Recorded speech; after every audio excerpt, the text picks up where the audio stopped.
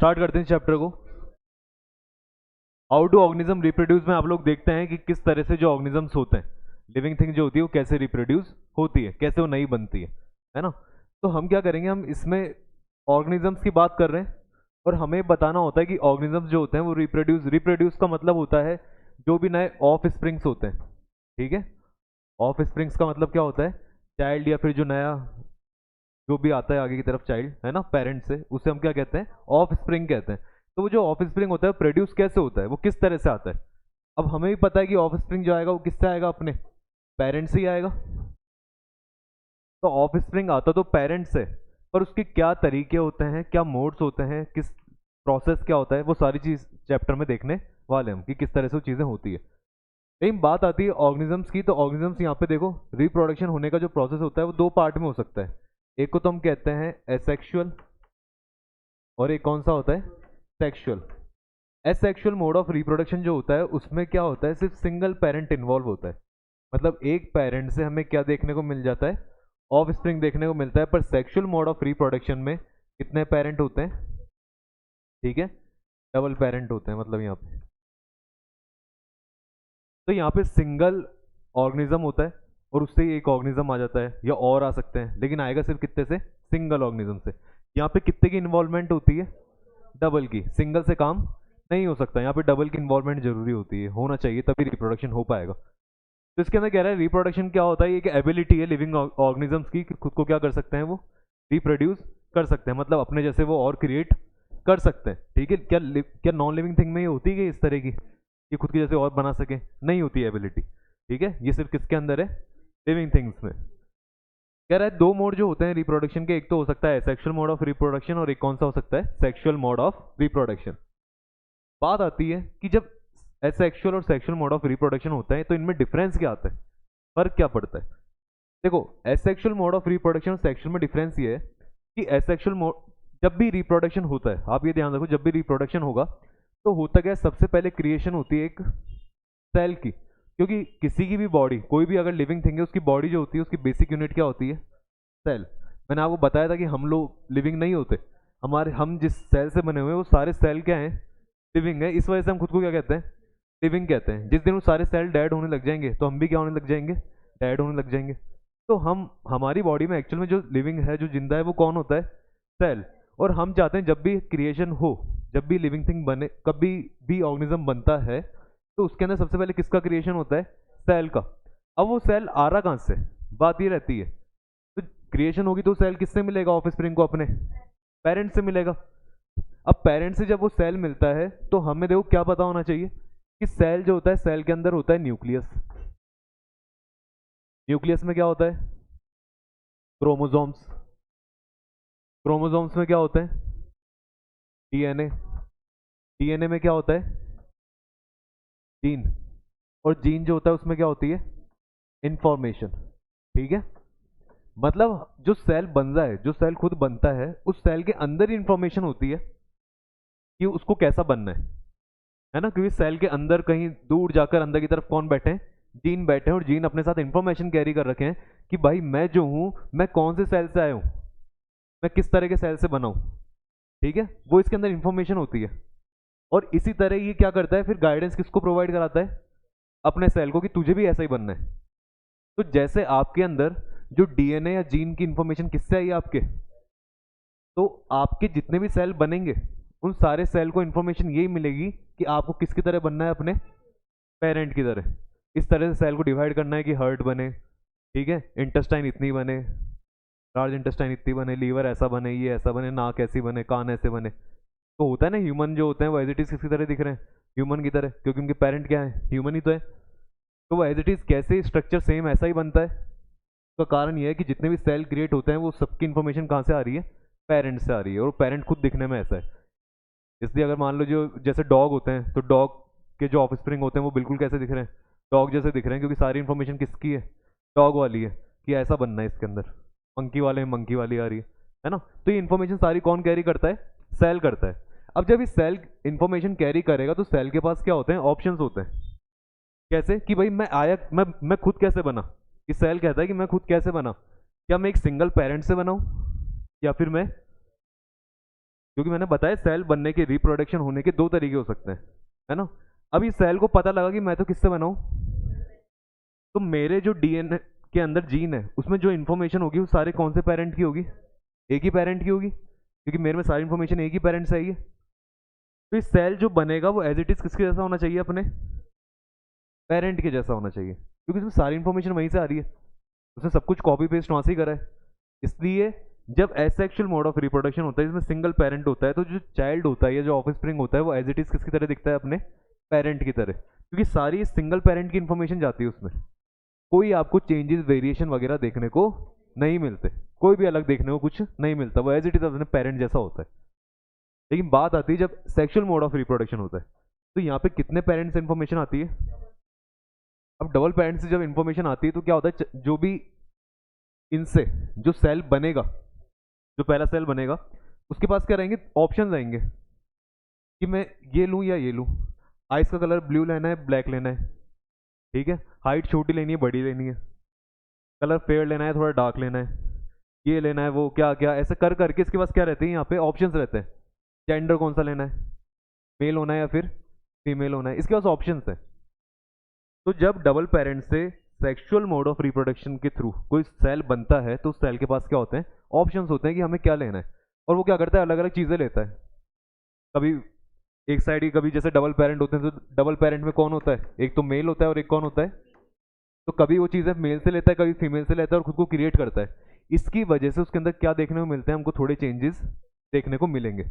और हम कहते हैं कि सेक्सुअल मोड ऑफ रिप्रोडक्शन में हमें क्या देखने को मिलता है, वेरिएशन आता है, वहाँ पे चेंजेस आते हैं। अब बात आती है वेरिएशन होते क्या है, तो वेरिएशन मतलब बॉडी में चेंज आना, एज इट इज अपने पेरेंट के जैसा ना दिखना, उनसे थोड़ा सा क्या होना, डिफरेंट होना।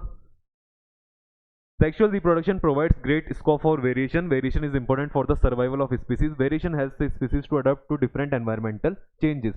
तो मैंने इसको आपको एक एग्जांपल ही बताया था, जैसे हम लोग जो हैं, ठीक है, ऐसा माना जाता है कि हम लोग किस कहाँ से इवॉल्व होकर आए, चिंपैंजीज से, या जो एप्स होते हैं उनसे हम इवॉल्व होके आए। तो इवॉल्व कैसे हुए, तो मैंने आपको बताया था कि भाई वो जब थे अपने टाइम पे, हाँ, उनकी जब स्पीसीज थी तो वो स्पीसीज को क्या होने लगा, उसमें तुमको एक एग्जांपल दिया था मैंने कि जब एप्स वगैरह थे, चिंपैंजीज थे, तो जहाँ रहते थे वहाँ पे अफ्रीका में रहते थे वो, और अफ्रीका में क्या थे, आसपास में जंगल थे खूब हरे, है ना, ग्रीन एवरग्रीन फॉरेस्ट जो होते हैं, जो बिल्कुल ग्रीन होते हैं, बड़े बड़े पेड़ होते हैं, उस तरह के फॉरेस्ट थे वहाँ पे। तो चिंपैंजीज उन पे कूदना या उनके आसपास भगना, इस तरह का काम होता रहता था, और वो अपना जो भी खाना वाना है वो खा लेते थे, है ना, एप्स जो होते थे।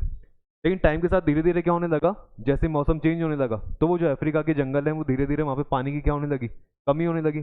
पानी कमी हुई तो पेड़ों की जो साइज बड़ी बड़ी थी वो क्या होने लग गए, धीरे धीरे छोटे हुए। टाइम अचानक से नहीं हुए, सालों लगी ऐसे, हाँ, तब जाके धीरे धीरे उनकी हाइट कम होने लगी। आने वाला टाइम ऐसा आया कि वहाँ पे सिर्फ क्या रह गई, ग्रास रह गई। क्यों, क्योंकि सारे पेड़ तो क्या हो गए, खत्म, क्योंकि पानी क्या थी वहाँ पे।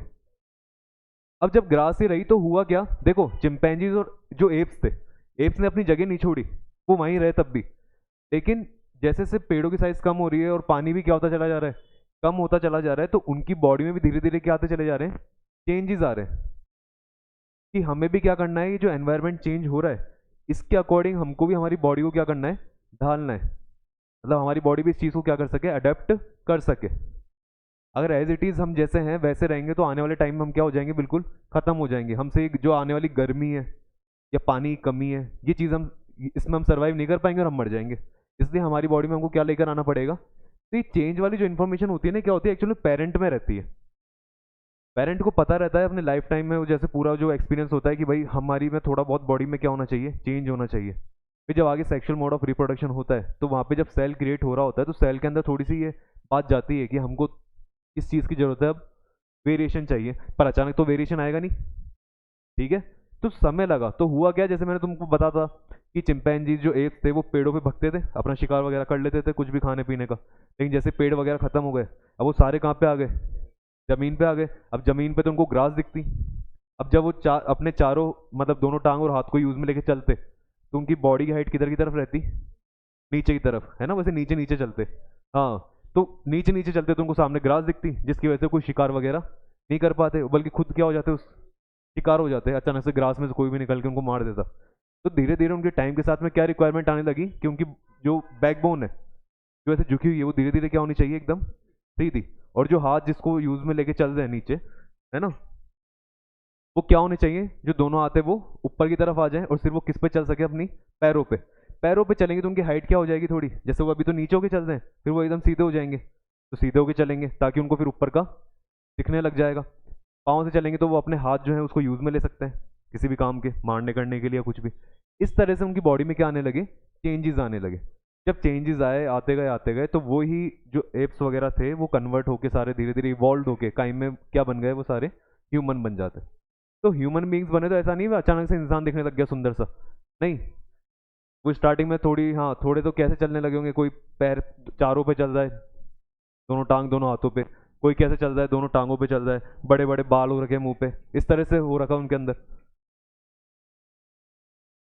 तो इस तरह की चीजें हमको देखने को, मतलब वो चीज बताती है किस तरह से इवॉल्व होता है, इवोल्यूशन होता है, और किस तरह से वेरिएशन जो होते हैं वो हमारे लिए क्या होते हैं, बहुत ज्यादा जरूरी होता है। अब आगे इसके अंदर कह रहा है, देखो, रिप्रोडक्शन एंड इट्स काइंड्स। कह रहे हैं सेक्सुअल रिप्रोडक्शन में क्या होता है, it involve the formation of special reproductive cells called gametes. Sexual reproduction के अंदर क्या होता है, गैमेट्स का फॉर्मेशन होता है। गैमेट्स मतलब यहाँ पे क्या होता है, सारी चीज, सारा एज इट इज सेल जो होता है वो पेरेंट से नहीं बनता। होता क्या है, एक तरफ से तो मदर की साइड से गैमेट्स आते हैं और एक तरफ फादर की टाइप से गैमेट्स आते हैं, और इन गैमेट्स के मिलने की वजह से क्या बनता है, पूरा एक सेल बनता है। क्या बनता है, सेल बनता है। एज इट इज सेल नहीं आता, पूरा गैमेट आता है ना। तो गैमेट, दोनों गैमेट मिलते हैं, उससे क्या तैयार होता है, वहाँ पे सेल क्रिएट होता है। तो इसमें कह रहे हैं इसमें गैमेट्स का फॉर्मेशन होता है, पर इसमें गैमेट्स का फॉर्मेशन, क्योंकि यहाँ तो सिंगल पेरेंट है, इसमें कह रहा है male and female gamete fuse to form the zygote. यहाँ पे जो ये पहला सेल बनता है, जिसे हम क्या कहते हैं, तो यहाँ पे जायगोट दो पेरेंट से बनता है, यहाँ पे जायगोट सिंगल पेरेंट से बनता है। सिंपल सी बात है, आगे समझ में। और आपसे पूछे वेरिएशन क्यों जरूरी होते हैं, तो वेरिएशन किस लिए जरूरी है, सर्वाइवल के लिए, ताकि आपकी जो स्पीसीज है, आपकी जो प्रजाति है वो एक्सटिंक्ट ना हो। वरना बहुत सारी स्पीसीज ऐसी जो एक्सटिंक्ट भी हो गई, जिन्होंने बॉडी में चेंजेस नहीं आए, वो सारे क्या हो गए, खत्म हो गए टाइम के साथ में, नहीं बचे वो।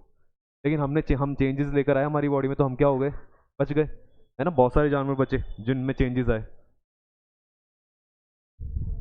आगे इसमें कह रहा है modes of sexual asexual reproduction. Asexual reproduction जो होता है वो कितने तरह का होता है, हम क्या करेंगे, चैप्टर को दो पार्ट में डिवाइड कर लिया।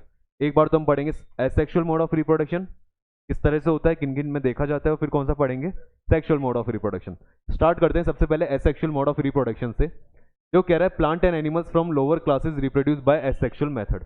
एसेक्सुअल मेथड जो है ये आपको कभी बड़े कॉम्प्लेक्स जो ऑर्गेनिजम्स होते हैं हमारे जैसे, या बड़े बड़े जो जानवर हैं जिनको भी हम देखते हैं अपने आसपास में, उनमें देखने को नहीं मिलेगा।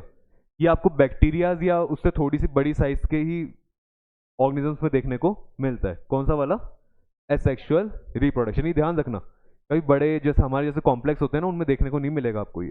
बैक्टीरिया या उससे थोड़ी सी बड़े साइज के जो भी ऑर्गेनिजम्स होते हैं उनमें देखने को मिलता है। जिसमें सबसे पहले हम किसकी बात करते हैं, पांच छह तरह के मोड ऑफ रिप्रोडक्शन है, जिसमें सबसे पहला कौन सा है, फीजन। वैसे सबसे पहले अपन फीजन कहेंगे, है ना।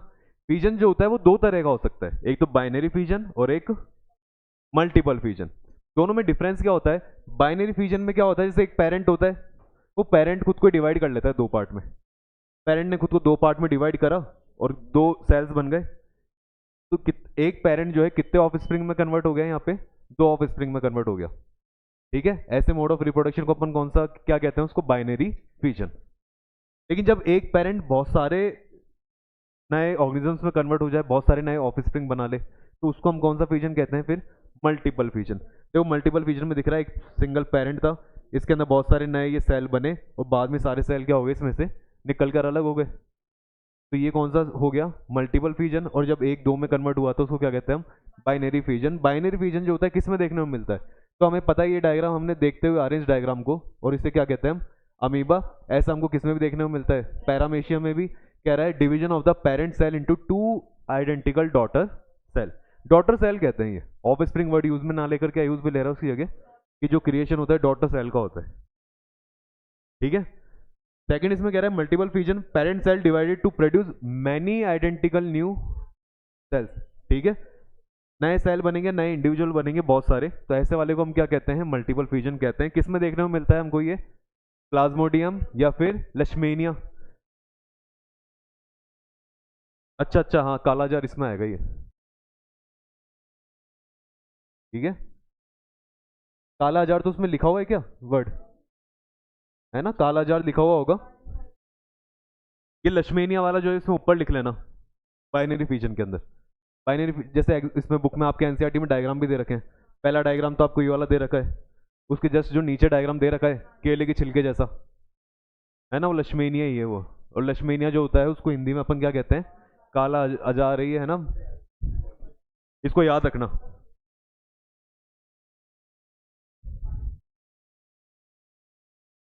देखो अगला, अगला इसमें जो दे रखा है वो किसके बारे में दे रखा है, फ्रेगमेंटेशन के बारे में, कि अगला जो मोड ऑफ रिप्रोडक्शन होता है सेक्सुअल वो क्या हो सकता है, फ्रेगमेंटेशन। फ्रेगमेंटेशन हमको किस में देखने को मिलता है, स्पायरोग्राम में देखने को मिलता है। स्पायरोग्राम में किस तरह से होता है कि जैसे मान लीजिए ये पेरेंट है, ठीक है, अब पेरेंट में क्या होते हैं, बीच में अपने आप है ना फ्रेगमेंट जनरेट हो जाते हैं। फ्रेगमेंट्स मतलब अपने आप उसके क्या बन जाते हैं, टुकड़े, पीसेस देखने को मिलते हैं। और जैसे मान लीजिए ये पेरेंट है, तो ऐसा नहीं कहीं से भी इसमें हो जाएगा ये, मतलब आप इसको यहाँ से अलग कर सकते हो या यहाँ से अलग कर सकते हो, नहीं, इसके अंदर खुद के अंदर ही क्या होती है, उस तरह की लाइंस क्रिएट होती है जहाँ से वो क्या हो सकता है, अलग हो सकता है। जैसे आपको इसमें दिख रहा होगा, यहाँ से यहाँ तक कोई लाइन नहीं है पर यहाँ पे एक लाइन क्रिएट हुई, फिर यहाँ से यहाँ तक कोई लाइन नहीं है, यहाँ पे लाइन क्रिएट हुई। तो देखा जाए तो इसके एक फ्रेगमेंट बन जाते हैं, मतलब छोटे छोटे क्या बन जाते हैं, टुकड़े। और वो टुकड़े जो होते हैं वो आगे डिवाइड हो जाते हैं। अब जैसे मान लीजिए ये नया बन गया पेरेंट, अब ये क्या होगा, धीरे धीरे ग्रो करेगा। ग्रो करने के बाद इसकी साइज क्या हो जाएगी, बड़ी। बड़ी होने के बाद इसमें ऑटोमेटिकली बीच में क्या बन जाएंगे, फ्रेगमेंट बन जाएंगे। ये बनते हैं इसके अंदर, खुद के अंदर तो फ्रेगमेंट बनते हैं। एडल्ट ऑर्गेनिजम्स ऑन मैच्योरेशन, जब ये मैच्योर हो जाते हैं तो ब्रेक हो जाते हैं स्मॉलर फ्रेगमेंट्स के अंदर, और हर फ्रेगमेंट जो होता है वो नए इंडिविजुअल में कन्वर्ट हो जाता है। इसका एग्जांपल क्या दे रखा है, स्पायरोग्रा दे रखा है। तो अब ये डेफिनेशन वगैरह यहाँ से याद कर लेना, बुक से मत पढ़ना इनको, है ना, सब कुछ इजी इजी दे रखा है। इससे अगला कौन सा दे रखा है आपको, बर्डिंग के बारे में। बर्डिंग में क्या होता है, बर्डिंग के अंदर जैसे ये एग्जाम्पल दे रखा है हाइड्रा का, है ना, हाइड्रा इसमें लिखना है आपको। हाइड्रा एक जो ये इंडिविजुअल है, इसमें क्या होता है, नीचे की तरफ बर्ड क्रिएट होती है। क्या क्रिएट होगी, बर्ड का मीनिंग होता है इसमें से नीचे से एक बल्ब लाइक प्रोजेक्शन निकलता है ना। ये निकल के धीरे धीरे क्या करने लगता है, टाइम के साथ में ग्रो करने लगता है। और जब ये इतना ग्रो करता है कि इसको लगता है कि अब मैं अपने पेरेंट के बिना क्या कर सकता हूँ, सर्वाइव कर सकता हूँ, ग्रो कर सकता हूँ, तो उस समय ये अपने पेरेंट से क्या हो जाता है, कट होके अलग हो जाता है। और ये फिर खुद ग्रो करता है, फिर खुद ग्रो करता रहेगा। जब ये खुद थोड़ा मैच्योर होता है तो इसमें खुद में से क्या निकल जाती है, फिर से बर्ड। वो बर्ड भी फिर टाइम के साथ में इससे डिटैच हो जाएगी। A small outgrowth called a bud arise on the parent body. The bud grows up by repeated cell division, then breaks off from the parent body and develops into a new individual. एक नए individual में convert हो जाएगी। Example क्या दे रखा है इसका, hydra, ये याद रखना, ठीक है। नेक्स्ट क्या दे रखा है आपको, अब रीजनरेशन जो होता है उसमें क्या होता है, इसके अंदर कोई फ्रेगमेंट जनरेट नहीं होते। इसमें आप क्या करते हो, इसको जहां से काटोगे ये वहीं से कहीं में कन्वर्ट हो जाएगा एक नए इंडिविजुअल के अंदर। आप चाहते जैसे यहाँ पे इसमें 3 पीस करें, आप चाहते तो इसके कितने कर देते, 4 पीस कर दो, 4-5 पीस कर दो, ये उसमें कन्वर्ट हो जाएगा। यहाँ पे कोई फ्रेगमेंट जनरेट नहीं होते, आप इसको जहाँ से कट करोगे उतने ही पार्ट में कन्वर्ट हो जाता है। जैसे इसका एग्जाम्पल किसका दे रखा है, बीच में से कर तो दिया, ऐसे ऐसे कर दिए, यूं ऐसे मत करना, क्या मतलब इस तरह से बिल्कुल सीधा, सीधे के अंदर हो जाएगा वैसे तो। ये इसमें पूरी बॉडी के अंदर इसके ये रीजनरेटिव सेल मिलते हैं, हो जाएगा ऐसे भी। अब आप इसको यूं करके इसके ऐसे कटिंग कर दो, फिर इसके ऐसे पीस कर दो, फिर इसको हाँ पीस दो चटनी की तरह, फिर देख रहे हो कि अब जनरेट तो होएगा। तो कहाँ से बचा ही क्या उसके अंदर जनरेट होगा, सेल का तो चूरा निकाल दिया आपने, सेल भी तो बचना चाहिए उसमें, अब आप सेल का चूरा बना दिए। हाँ इतना भी नहीं करना हमको, पाउडर बना दिए इसका, हाँ ऐसा नहीं करना। देखो, regeneration is the ability of organism to generate lost और डैमेज बॉडी पार्ट। इसमें क्या होता है, जैसे इधर देखो, हमको प्लेन एरिया में तो देखने को मिलता ही है, किसमें देखने को मिलता ही है, लेकिन ये हमको जैसे लिजार्ड में देखने को मिलता है। जैसे हम देखते हैं छिपकली की जो पूंछ होती है, वो अगर अपने आप कट जाती है, वो छोड़ देती है अपनी पूंछ को, तो वो हाँ हाँ छिपकली क्या होती है, जैसे उसको डर लगता है तो अपनी पूंछ को छोड़ देती है। जब उसको कोई मारता है या उसको डर लगता है तो अपनी पूंछ को छोड़ देती है, ताकि उस ये क्रिएट कर सके इस तरह का वहम कि छिपकली तो क्या हो चुकी, मर गई, वो खुद भग जाती है पूंछ छोड़ के। तो वो उसको कुछ भी रीजन हो, लेकिन वो क्या करती है, जब अपनी पूंछ छोड़ देती है उसकी जो पीछे की पूंछ होती है वो तो डिटैच हो जाती है, हट जाती है, अब क्या होती है, लेकिन टाइम के साथ में दोबारा क्या कर जाती है, वो ग्रो हो जाती है। क्यों? क्योंकि उसके जो उस वाले पार्ट के अंदर कैसे सेल मिलते हैं, रीजनरेशन वाले रीजनरेटिव सेल मिलते हैं। ये सेल हमारे इंसानों में कहीं भी देखने को नहीं मिलते, लेकिन हमारी स्किन के अंदर फिर भी है। हमारी स्किन में तो है रीजनरेटिव सेल, कि हमारी स्किन अगर फट, हाँ हाँ, लीवर के अंदर भी है। ऐसे तो सेल बनते रहते हैं हमारी बॉडी में, रीजनरेटिव होते हैं। लेकिन जैसे मान लीजिए अगर किसी का हाथ कट जाता है, तो हाथ कटने के बाद सेल बने और दोबारा क्या आ जाए उसके, एक और नया हाथ, ऐसा पॉसिबल नहीं है। ठीक है, स्किन रीजनरेट हो जाएगी, लेकिन वो रीजनरेशन होता है ना हमारी बॉडी में, जो रीजनरेशन होता है उसमें उसको पता नहीं होता कि किस तरह से स्ट्रक्चर डेवलप करना है। इसलिए अगर हाथ कट गया तो बस वहां पे नई स्किन आ जाती है, पर वो हाथ तो गया बेचारा। प्लेनेरिया में ऐसा नहीं है। प्लेनेरिया में तो पूरा नया का नया क्या बन जाएगा, प्लेनेरिया बन जाता है ना। अगर हमारे में भी ऐसा होता तो क्या होता कि हाथ कट भी गया तो नया हाथ आ जाएगा 6-7 महीने के अंदर। हाँ, पहले छोटा हाथ, फिर धीरे धीरे बड़ा हो रहा है, ग्रो कर रहा है, बड़ा हो गया वो एंड में जाके। हाँ, पर ये किस में देखने को मिलेगा आपको, प्लेन एरिया के अंदर। कह रहा है if planaria is cut into small pieces then each piece develops into a new planaria, है ना। जो नए सारे पीसेस होते हैं कहीं में डेवलप हो जाते हैं, प्लेन एरिया के अंदर। आगे किसके बारे में बता रखा है, देखो नया। स्पोर फॉर्मेशन में क्या होता है, फंगस में देखने को मिलता है। जैसे फंगस होती है ना। अब फंगस क्या होती है, अपन क्या देखते हैं, कहीं भी अगर अपन ब्रेड रखते हैं, ब्रेड का पीस रख देंगे तो 6-7 दिन बाद देखते हैं उसके ऊपर क्या लग जाती है, फंगस लगती है। ये तो जूम करके दे रखा है, ऐसे बता रखा है ना। क्योंकि मैंने तुझे को बताया जो जितने भी ऑर्गेनिज्म अपन देख रहे हैं सबकी साइज क्या है, बहुत ज़्यादा बैक्टीरिया से थोड़ी सी बड़ी है, बैक्टीरिया जैसी साइज है रियल। वैसे अगर बड़े होते दिखने में तो फिर इनके अंदर हमको ये वाला नहीं देखकर कौन सा वाला देखने को मिलता, सेक्सुअल मोड ऑफ रिप्रोडक्शन देखने को मिलता। क्योंकि जितने भी बड़े वाले ऑर्गेनिजम्स होते हैं उनमें सब में ज़्यादातर क्या देखने को मिलता है हमको, सेक्सुअल मोड ऑफ रिप्रोडक्शन ही होता है। तो स्पोर फॉर्मेशन में देखो क्या होता है, जैसे मैंने आपको बताया तो ब्रेड रखते हैं 6-7 दिन में, ब्रेड के ऊपर क्या दिखती है हमको, फंगस। वो बात आती है, फंगस आई कहाँ से, फंगस जो है लिविंग थिंग है, वो लिविंग थिंग उसके ऊपर आई कहाँ से। तो होता क्या है, जैसे मान लीजिए हम कहते हैं कि एक कोई ब्रेड थी और उसके ऊपर क्या लगी हुई थी, जैसे ये वाली ब्रेड मान लो, इस पर क्या लगी हुई है, ये फंगस लग रही है देखो। और इसके जो ऊपर की तरफ ये दिख रहे हैं आपको बल्ब लाइक स्ट्रक्चर, इन्हें कहा जाता है, मतलब ये बल्ब लाइक स्ट्रक्चर होते हैं, है ना। और इन बल्ब लाइक स्ट्रक्चर के अंदर क्या प्रेजेंट होते हैं, स्पोर्स प्रेजेंट होते हैं। अब स्पोर्स प्रेजेंट है छोटे छोटे, और ये स्पोर क्या है, हर स्पोर के अंदर ये इंफॉर्मेशन है कि मुझे कैसे डेवलप होना है। समझे बात को, कि अकेला ये जो स्पोर है ना, अकेला इनमें से अगर कोई अकेला स्पोर ले लो आप, ये तो इसके पास सारी इंफॉर्मेशन है कि मुझे डेवलप कैसे होना है। समझ गए। तो अब देखो इसके अंदर एक बल्ब में कितने सारे स्पोर निकल रहे हैं। तो अगर यहाँ पे ब्रेड रखी है और ब्रेड के ऊपर ये फंगस लगी हुई है और फंगस में इस तरह के बल्ब लाइक स्ट्रक्चर बने हुए हैं, तो उनमें स्पोर भी होंगे। स्पोर सारे उड़ रहे, खुलने के बाद उड़ रहे होंगे। वो क्या होते हैं, उड़ते हैं, उड़कर जाके कहीं किसी भी जगह पे जहाँ पे उनको लगता है कि हाँ यहाँ पे हम क्या कर पाएंगे, सर्वाइव कर पाएंगे, उस जगह पे जाके बैठ जाते हैं। अब अभी सर्वाइव किस पे कर पाएंगे, सर्वाइव ये कर पाएंगे किसी लिविंग थिंग के ऊपर। तो जैसे मान लीजिए आपने कुछ भी, या खाने पीने की न्यूट्रिशन वाली चीज़ों पे, तो या तो ये जैसे अपनी बॉडी पे आके चिपकेंगे, कोई जानवर होगा उसकी बॉडी पे चिपकेंगे। तो अगर हमारी बॉडी पे लगे और धीरे धीरे हमारी बॉडी पे ग्रो करने लगेंगे, तो हमारी बॉडी के ऊपर आपको क्या दिखने लग जाएगी, फंगस दिखने लग जाएगी। कोई जानवर है उसकी बॉडी पे क्या दिखने लग जाएगी, फंगस दिखने लग जाएगी। या वो कोई मान लो दूसरी ब्रेड रखी दूसरे कोने के अंदर, उसके ऊपर जाके लग गए तो उसमें हमको क्या दिखने लग जाएगी, फंगस। या कहीं पर अचार रखा हुआ है खुला, उसके अंदर जाके बैठ गए तो उस अचार में क्या आ जाएगी, देखियो ना अचार के अंदर फंगस लगती है। तो वो इस तरह ही होती है। अब होता क्या है, मैं तुमको कह रहा हूँ, इसमें देखो इतने सारे छोटे छोटे ही निकलते हैं स्पोर्ट। तो ये क्या होते हैं, हर जगह प्रेजेंट है ये स्पोर्ट जो होते हैं, हर जगह क्या रहते हैं, ये प्रेजेंट रहते ही हैं। अभी भी इस रूम के अंदर भी होंगे, दिखेंगे नहीं हमें। क्यों? क्योंकि कभी ना कभी यहाँ पे कोई ना कोई इस तरह की चीज़ आई होगी जिसमें क्या लग रही होगी, तो बस उसके स्पोर्ट ये बने हुए होंगे ये, और उड़ रहे होंगे कहीं ना कहीं इधर उधर। हाँ, कहीं भी जाके बैठ जाएंगे बस। हाँ, पर वहाँ पे सर्वाइव नहीं कर पाते। इनको क्या होता है, इनको फेवरेबल कंडीशन चाहिए सर्वाइव करने के लिए।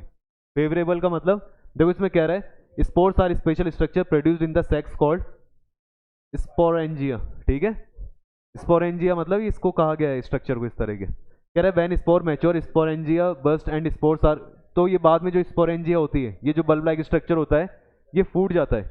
पर ये फूटेगा कब, कब इसमें से स्पोर्स निकलेंगे, जब जब इसको क्या मिलनी चाहिए, आसपास के अंदर अच्छी कंडीशन मिलनी चाहिए कि भाई ये सर्वाइव कर पाएगा, तभी ओपन होते हैं ये। When spore fall on a suitable ground they germinate, ये जर्मिनेट होंगे, जर्मिनेट होने के बाद में इसमें से क्या निकलने लग जाएंगे, नए इंडिविजुअल, और उस चीज़ के ऊपर धीरे धीरे फिर क्या फैलने लग जाएगी, फंगस। और मान लीजिए अगर एक इससे अगर एक फंगस बन मतलब एक कोई बनता है तो फिर उस पर ये बनेगा स्पोरेंजिया, इसमें से स्पोर निकलेंगे, फिर वो आसपास में तो गिरेंगे, तो जो ब्रेड का पीस है वो पूरा ब्रेड का पीस तो कहीं से कवर हो जाएगा, फंगस से हो जाएगा वो तो। फंगस मॉस और फर्न में देखने को मिलता है। नहीं नहीं, अगला देखो इसके अंदर अगला कौन सा दे रखा है आपको, वेजिटेटिव प्रोपगेशन। वेजिटेटिव प्रोपगेशन जो होता है ये एसेक्सुअल मोड ऑफ रिप्रोडक्शन है। अभी तक हम ऊपर जो देख रहे थे वो जो थे वो सारे एनिमल वाली कैटेगरी में हम डाल सकते हैं उनको, ठीक है, हालांकि वो है तो माइक्रो ऑर्गेनिजम्स, लेकिन जो हम ये वाला देखेंगे वेजिटेटिव प्रोपगेशन, ये प्योरली किसके लिए, सिर्फ प्लांट्स के लिए, सिर्फ किसके लिए ये। इसमें क्या होता है हम देखते हैं कि किस तरह से जो प्लांट्स होते हैं वो एसेक्सुअली हम उनको क्या कर सकते हैं, ग्रो कर सकते हैं, या वो खुद ग्रो हो जाते हैं। प्लांट्स कैसे ग्रो हो जाते हैं, एसेक्सुअली, क्योंकि हम क्या देखते आ रहे हैं कि प्लांट्स जो होते हैं वो हमेशा ग्रो होते हैं बीज से, जो सीड्स होते हैं, और अगर सीड से ग्रो करेंगे तो सीड जो होते हैं वो तो कौन, सीड तो तब प्रोड्यूस होता है जब कैसा मोड ऑफ रिप्रोडक्शन होता है, sexual mode of reproduction. Plants के जो बीज होते हैं, ये सीड होते हैं, ये कब आते हैं, जब कैसा मोड ऑफ रिप्रोडक्शन होता है, सेक्सुअल वाले के अंदर। तो फिर उन प्लांट्स का क्या, या उन फ्रूट्स का क्या जो किसके बिना आते हैं, सीड्स के बिना आते हैं, जैसे बनाना हो गया, ग्रेप्स हो गई, इनको कैसे जनरेट करोगे आप। तो ये सारे जनरेट किस वाले मेथड से होते हैं, वेजिटेटिव प्रोपगेशन से, जिनमें कोई बीज वगैरह की आपको आवश्यकता नहीं है, कोई जरूरत नहीं है। तो कैसे काम करता है ये कह रहा है वेजिटेटिव प्रोपगेशन जो होता है ये आप चाहो तो रूट से कर सकते हो, मतलब किसी भी, मतलब कोई स्पेशल टाइप के इस तरह के पेड़ होते हैं, जैसे कि किसका पौधा किसका दे रखा है यहाँ पे, स्वीट पोटैटो। स्वीट पोटैटो का जो प्लांट होता है वहाँ पे सिर्फ किसकी रिक्वायरमेंट होती है, रूट्स की रिक्वायरमेंट होती है। तो हमें क्या करना होता है, स्वीट पोटैटो की रूट्स ली, और रूट्स लेने के बाद में उसको क्या करा हमने, हाँ कहीं भी मिट्टी में लगाया तो उसकी रूट जो होती है वो नए प्लांट में क्या हो जाएगी, कन्वर्ट हो जाएगी। जैसे एग्जांपल किसका दे रखा है यहाँ पे, स्वीट पोटैटो का दे रखा है। इसके अलावा अगर आप चाहो तो कोई पेड़ ऐसे होते हैं जिनकी लीव से भी आप नया पेड़ बना सकते हैं, जैसे किसका एग्जाम्पल दे रखा है, ब्रायोफिलम का। किसका एग्जाम्पल दे रखा है आपको, ब्रायोफिलम में क्या होता है, ब्रायोफिलम के अंदर जो उसकी लीव होती है उस लीव के ऊपर ही छोटे छोटे ऐसे बर्ड्स जनरेट हो जाती है, और आप इस लीव को कहाँ ले जाके लगा दोगे, अगर मिट्टी में ले जाके लगाते हो तो उससे क्या बन सकता है, नया प्लांट बन जाएगा, नया पेड़ बन जाएगा। क्या, हाँ हाँ, इनमें से जो सर्वाइव करेंगे वो निकल जाएंगे, हो सकता है 3 सर्वाइव करेंगे तो वहाँ पे 3 छोटे छोटे पौधे निकल गए, है ना। और तीसरा कौन सा दे रखा है, जिंजर का, अदरक का। अदरक को जो है वो आप कैसे उगा सकते हो, उसकी स्टेम से, मतलब अदरक जो होती है उसी को लगा दो आप, तो उससे ही नई जो होती है वो अदरक आ जाएगी। क्या, हाँ हाँ वो भी है इसके अंदर ही, इस टाइम से उगते हैं रोज भी। रोज जो होते हैं, आपको जब पहले चैप्टर पढ़ाया था ये वाला रिवीजन से पहले, तब रोज का एग्जांपल दिया था मैंने कि रोज उगाते हैं अपन इस तरह से, जो गुलाब के फूल होते हैं वो इस तरह से उगाए जाते हैं इस टाइम के थ्रू, है ना। तो ये वाला मोड ऑफ रिप्रोडक्शन जो है वेजिटेटिव प्रोपगेशन वाला, ये कौन से वाले पेड़ में देखने को मिलेगा, जिनके अंदर बीज वगैरह नहीं होते। तो बिना बीज वाले पेड़ों को या प्लांट्स को या फ्रूट्स को आपको उगाना है तो आपको कौन सा मोड ऑफ रिप्रोडक्शन यूज में लेना होता है, वेजिटेटिव प्रोपगेशन, रहेगा याद। अभी कह रहा है वेजिटेटिव प्रोपगेशन जो होता है इसमें 3 तरह के मेथड भी होते हैं, different method use to develop plant which can bear fruits and flowers by vegetative propagation. कौन कौन से दे रखे हैं, स्टेम कटिंग, ग्राफ्टिंग, और ये कह रहा है 3 तरीके हैं जिससे आप क्या कर सकते हो, वेजिटेटिव प्रोपगेशन को यूज में ले सकते हो। स्टेम कटिंग में क्या होता है, हमें पता है कि भाई अभी हमने वेजिटेटिव प्रोपगेशन में देखा कि इनमें ये खासियत होती है कि अगर इनकी स्टेम को भी हम कहीं पर लगा देंगे तो स्टेम भी क्या हो जाती है, नए प्लांट में ग्रो कर जाती है, जैसे जिंजर का एग्जांपल देखा। लेकिन कह रहा है अब इसको आप चाहो तो अपनी डेली लाइफ में कैसे फायदे में यूज में ले सकते हो इस चीज को। आप क्या कर सकते हो, 2 अलग अलग पेड़, ठीक है, 2 अलग अलग पेड़, एक मतलब एक ही फ्रूट के या फिर एक ही फ्लावर के 2 अलग अलग पेड़ लिए, और आपको लग रहा है कि दोनों के अंदर कुछ ना कुछ क्वालिटीज है, इसमें ये क्वालिटी अच्छी है और इसमें ये क्वालिटी अच्छी है। मैं चाहता हूं कि एक ऐसा पेड़ बने जिसमें इन दोनों की क्वालिटी आ जाए। तो आप क्या करो, एक तो पेड़ ये था और दूसरे की स्टेम ये थी, आपने क्या करा, इस वाले की स्टेम को काटा और ये जो पार्ट है इसको लाकर ये जो दूसरा पेड़ था इसकी स्टेम को हल्का सा छील के ऊपर से यहाँ पे इसके ऊपर लगाया, और लगाने के बाद इसको टेप से क्या कर दिया, चिपका दिया। आया समझ में? अब बस इस तरह से चिपकाया, चिपकाने के बाद में अब क्या होगा, इसकी और इसकी क्वालिटीज, अब नया पेड़ जो भी यहाँ पे चीज आने लगेगी इसके ऊपर की तरफ, आगे की तरफ, उसमें क्या होगा, दोनों पेड़ों की क्या चीज, क्या देखने को मिलेगी हमको, जो भी जीन्स है, जो भी क्वालिटीज वो देखने को मिलेंगी। कह रहा है ग्राफ्टिंग में क्या होता है, इन ग्राफ्टिंग द स्टेम और bud of two best quality plant, दो अलग अलग बेस्ट क्वालिटी के प्लांट्स की जो स्टेम होती है इस कंबाइंड, उनको कंबाइन करा जाता है, एक साथ लेकर आया जाता है to form a new plant, ताकि क्या बन सके, एक नया प्लांट बन सके, जैसे गुआवा, एप्पल और मैंगो के अंदर। आए समझ में? लेकिन एक कौन सा दे रखा है आपको, स्टेम कटिंग तो मैंने बता ही दिया, स्टेम को काटा, मिट्टी में लगाया, नहीं उग गई वो तो। लेयरिंग में क्या होता है, लेयरिंग से जैसे उगती है ग्रास वगैरह, देखिए आपने, ग्रास में क्या होता है कि ग्रास जो होती है वो, जैसे ग्रास ग्रो करी, ठीक है, अब इसकी जो ये ऊपर वाली स्टेम होती है, उसको स्टेम ही कहेंगे अपन, जो ऊपर निकलती है पत्ती सी जो होती है उसकी, वो क्या होती है, वो इतनी हैवी हो जाती है थोड़ी बड़ी होके कि वो दोबारा कहाँ जाती है, दोबारा मिट्टी में आ गई, तो उसकी जो वो आगे वाली स्टेम है वो अब क्या होने लग जाएगी, दोबारा से ग्रो होने लग जाएगी, फिर वो ग्रो होगी, यहाँ पे रूट्स निकल जाएंगी, यहाँ पे रूट्स निकल गई, फिर ये आगे जाके इतनी हैवी हो जाएगी, कहाँ जाएगी दोबारा, फिर यहाँ पे रूट्स निकलेगी, फिर ये ग्रो हो जाएगी, तो वो ऐसे आगे बढ़ती चली जाएगी। और हम क्या करते हैं, जब भी हमको ग्रास लगानी होती है हम थोड़ी सी लगाते हैं, लेकिन ग्रास ऑटोमेटिकली उस एरिया में क्या हो जाती है, फैल जाती है पूरे के अंदर। उसका कारण ये होता है क्योंकि ग्रास कौन से वाले प्रोसेस को फॉलो करती है, लेयरिंग को। In this the lower branch of A plant, जो उसकी ब्रांच होती है, is bent and covered with soil, bent होकर दोबारा कहाँ चल जाती है, वो सॉइल के अंदर, और वहाँ पे क्या क्या डेवलप हो जाती है, उसकी रूट्स, और रूट्स के बाद में वहाँ पे क्या डेवलप हो जाता है, एक नया प्लांट। तो ये हमको सारी चीज़ें किस में देखने को मिलती है, वेजिटेटिव। तो आपसे पूछे वेजिटेटिव प्रोपगेशन में कौन कौन से मेथड आप यूज में ले सकते हैं, तो आप 3 मेथड बताना। फिर पूछे वेजिटेटिव प्रोपगेशन क्या होता है, तो ऊपर वाली डेफिनेशन लिख के एग्जांपल लिख देना, ठीक है। ये चीजें पूछेगा आपसे, पूछ ले वेजिटेटिव प्रोपगेशन क्यों जरूरी है, क्या फायदा है। तो फायदा ये है कि हम क्या कर सकते हैं, दो अलग अलग पेड़ों की बेस्ट क्वालिटी को क्या कर सकते हैं, कंबाइन कर सकते हैं। हम इससे जो सीडलेस प्लांट होते हैं, फ्रूट होते हैं, वेजिटेबल्स होते हैं, उनको क्या कर सकते हैं, उगा सकते हैं, ग्रो कर सकते हैं, ठीक है। तो ऐसी बातें आप इसमें लिख देना। इससे अगला इसका ही पूछ सकता है आपसे कि टिश्यू कल्चर क्या होता है। टिश्यू कल्चर में हम क्या करते हैं, हमें पता है कि अगर कभी भी नए इंडिविजुअल को ग्रो करना है तो हमें एक्चुअल में किसको ग्रो करना होता है, एक नया सेल बनाना है हमें, तो ठीक है। वो सेल ऑटोमेटिकली डिवाइड होगा और सेल खुद कहीं में कन्वर्ट हो जाएगा, टिश्यू में। ऐसा ही होता है, पढ़ा है आपने कि सेल जो होते हैं डिवाइड होकर कहीं में कन्वर्ट होते हैं, टिश्यू डिवाइड होकर कहीं में कन्वर्ट होते हैं, ऑर्गन्स डिवाइड होकर कहीं में कन्वर्ट होते हैं, ऑर्गन सिस्टम, और ऑर्गन सिस्टम मिलकर क्या बनाते हैं, पूरा ऑर्गेनिजम्स। आई बात समझ में? तो सेल टिश्यू में कन्वर्ट होता है, टिश्यू ऑर्गन्स में, फिर ऑर्गन्स मिलकर क्या बनाते हैं, ऑर्गन सिस्टम, और ऑर्गन सिस्टम क्या बनाता है, ऑर्गेनिज्म। सबसे बेसिक कौन है आपका, सेल। अब इसको भी आप पीछे जानते हो कि सेल जो होता है उसमें खुद में क्या होता है, न्यूक्लियस, न्यूक्लियस में क्या होता है, क्रोमोसोम्स, क्रोमोसोम्स में क्या होते हैं, डीएनए में क्या होता है, तो जीन है, वही सबकी कहानी है आगे तक की, जीन्स के बिना कुछ ही नहीं है। और ये जीन जो होते हैं वो आपको किससे रिसीव होते हैं, आपके पेरेंट्स से। इसलिए क्या होता है कि आगे ये सारी चीजें जो होती है वो एज इट इज किसके जैसे होती है, आपके पेरेंट की जैसे होती है, क्योंकि सब जीन से बन जाए, और जीन ही अगर पेरेंट से मिला है तो सारी इंफॉर्मेशन किसकी कैरी करता है, वो अपने पेरेंट की कैरी करता है। लेकिन अपन पढ़े टिश्यू कल्चर, टिश्यू कल्चर में क्या कहता है कि मान लीजिए आपने क्या करा, कोई भी प्लांट है, उस प्लांट के आप क्या कर सकते हो, टिश्यू ले लो प्लांट के। अब प्लांट तो बहुत बड़ा होता है, पर क्या उसकी टिश्यू की साइज तो क्या होगी, बहुत ज़्यादा, क्योंकि वो तो ग्रुप ऑफ सेल ही तो होता है। तो आपने टिश्यू लिया, कह रहा है cells from the growing tip of a plant are separated and are grown on a nutrition medium containing all nutrients and hormones necessary for plant growth। तो आपने क्या करा, जैसे कोई प्लांट था उसके ऊपर से थोड़ा सेल ले लिया, या तो बिल्कुल क्या ले लिया आपने, सेल ही ले लिया। ये सेल नहीं तो आपने उसका क्या ले लिया, टिश्यू ले लिया। ये सेल ले हो या फिर ग्रुप ऑफ सेल लो, एक ही बात है।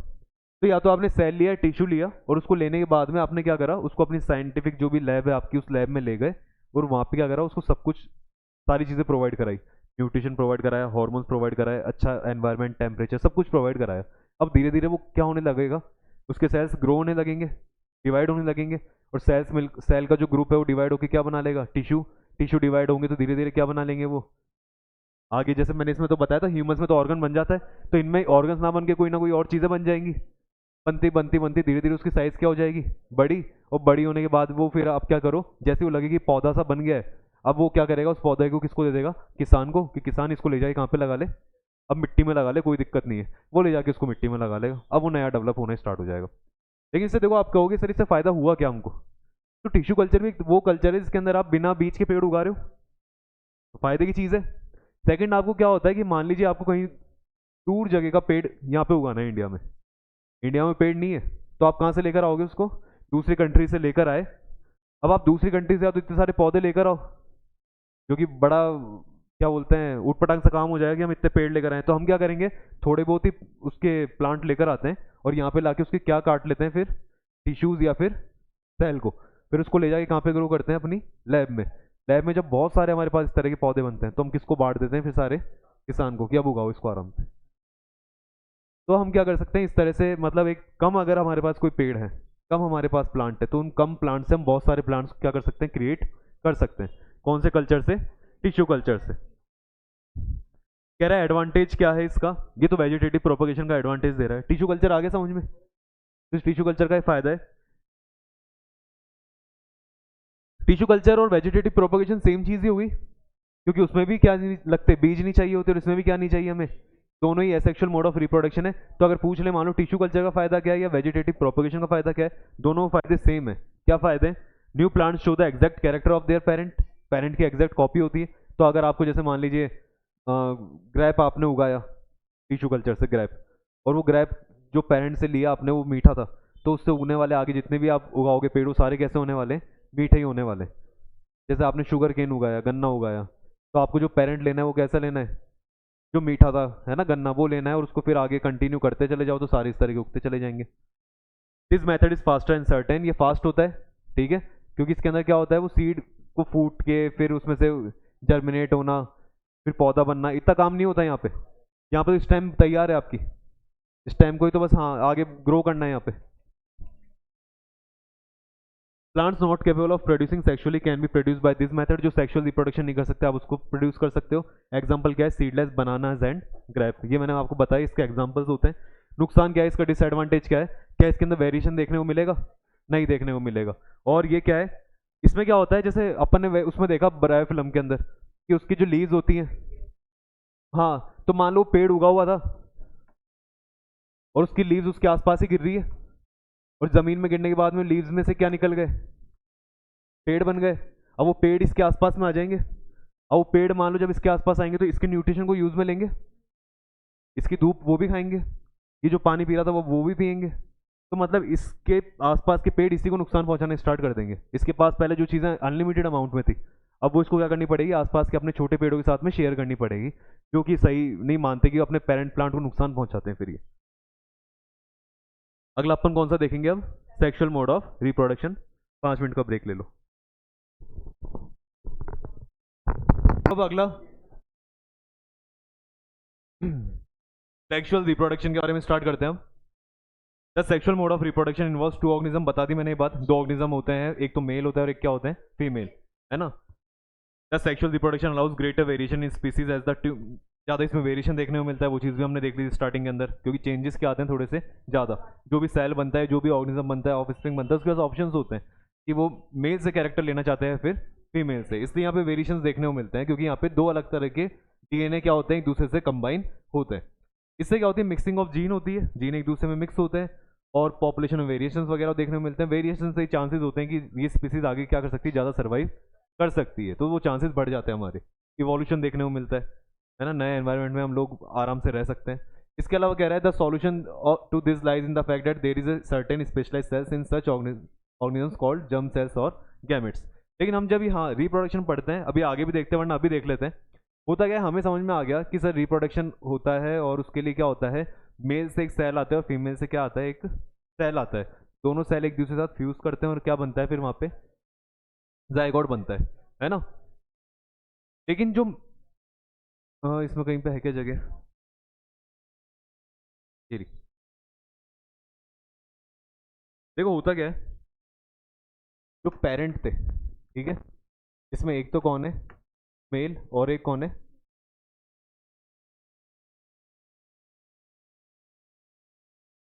एक तो है मेल और एक कौन है, फीमेल।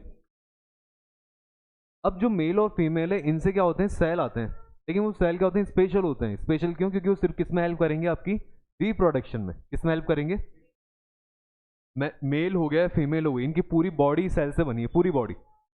लेकिन पूरी बॉडी सेल से बनी है तो ऐसा हम कहेंगे क्या कि कोई सा भी सेल जो होता है वो रिप्रोडक्शन में पार्टिसिपेट कर सकता है, वो बात गलत हो जाती है। हमारी बॉडी के अंदर रिप्रोडक्शन के लिए अलग सेल्स बने हुए हैं, जिन्हें कहा जाता है रिप्रोडक्टिव सेल्स। क्या कहते हैं उन्हें, और रिप्रोडक्टिव सेल क्या हमारी पूरी बॉडी में किसी जगह पे मिलते हैं, तो हाँ, जिन जगह पे मिलते हैं उन्हें कहा जाता है रिप्रोडक्टिव पार्ट्स। ठीक है, तो ऐसा नहीं होता मेल की पूरी बॉडी या फीमेल की पूरी बॉडी है उसके सारे सेल रिप्रोडक्शन कर सकते हैं, नहीं। हम कहते हैं इनकी बॉडी में हमें क्या देखने को मिलते हैं, रिप्रोडक्टिव पार्ट्स, ऑर्गन्स कह सकते हो। और उन रिप्रोडक्टिव पार्ट्स के अंदर से क्या निकलते हैं, स्पेशल टाइप के सेल, जो किस में हेल्प करेंगे, इन स्पेशल सेल्स को कहते हैं गैमेट्स। क्या कहते हैं इन्हें, गैमेट्स कहते हैं। आ गया गैमेट समझ में। तो गैमेट क्या हमारे सारे सेल होते हैं, नहीं, वो वाले सेल जो किस में हेल्प करते हैं, रिप्रोडक्शन के अंदर। तो हम कहते हैं मेल से गैमेट आएगा और फीमेल से क्या आएगा, तो मेल से जो गैमेट आता है उससे यहाँ पर मतलब हमारे ह्यूमंस में तो क्या कहा जाता है, स्पर्म कहा जाता है। फीमेल में क्या कहा जाता है, उसे ओवम कहा जाता है। ठीक है, ये गैमेट होते हैं, स्पेशल सेल होते हैं। ये दोनों एक दूसरे के साथ में क्या करते हैं, फ्यूज करते हैं। क्या करते हैं, मतलब मिक्स होते हैं या मिलते हैं, और मिलने के बाद में ये जो एक नया सेल क्रिएट करते हैं उसे क्या जाता है, जायगोट। ठीक है, वो जायगोट बन जाता है। जायगोट जो होता है वो क्या होता है, सिंगल सेल होता है, जो किसके मिलने से बना है, मेल वाले स्पर्म से और फीमेल वाले ओवम से। लेकिन यहाँ तो चलो हमने ह्यूमंस में बात करी, एनिमल्स में बात करी, तब तो हमने इसको स्पर्म ओवम कह दिया। लेकिन हम देखेंगे कि सेक्सुअल प्लांट्स भी होते हैं, मतलब प्लांट्स में भी हमको कौन सा मोड ऑफ रिप्रोडक्शन देखने को मिलता है, उसमें फिर हम क्या कहेंगे, मेल वाले को या फीमेल वाले को। तो स्टार्ट करते हैं। सबसे पहले हम जो पढ़ेंगे वो किसका पढ़ेंगे, sexual reproduction in flowering plants. क्या एसेक्सुअल जो प्लांट्स है उसमें आपको रिप्रोडक्टिव पार्ट देखने को मिलेंगे, क्योंकि उनकी तो पूरी बॉडी किस तरह बिहेव कर जाती है, पूरी जो बॉडी होती है वही किसकी तरह बिहेव करती है वहाँ पे, गैमेट की तरह। क्योंकि वहाँ पे ज़्यादातर सेल जो होते हैं वो क्या कर सकते हैं, रिप्रोडक्शन कर सकते हैं, उनकी बॉडी में किसी कहीं से भी क्या हो जाता है, रिप्रोडक्शन हो जाता है। तो इसलिए है ना, ये फर्क है हम दोनों में। फ्लावर का डायग्राम, डायग्राम नहीं, अच्छा नीता का डायग्राम, ये वाला तो है। देखो बुक में निकालना डायग्राम, बुक के अंदर भी दे रखा है। बुक के अंदर ये वाला डायग्राम देखो जो फ्लावर का दे रखा है ना, पास की तरफ, पेज नंबर 120 पे डायग्राम निकालो। उसका डायग्राम समझ लो, ये वैसे ही समझ में आ जाएगा।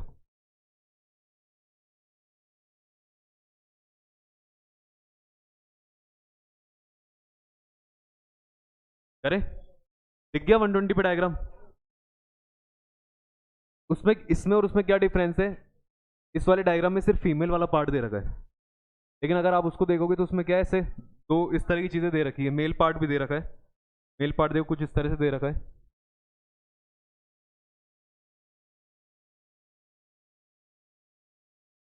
ऐसे इसके दोनों तरफ मेल पार्ट देखने को मिलेगा।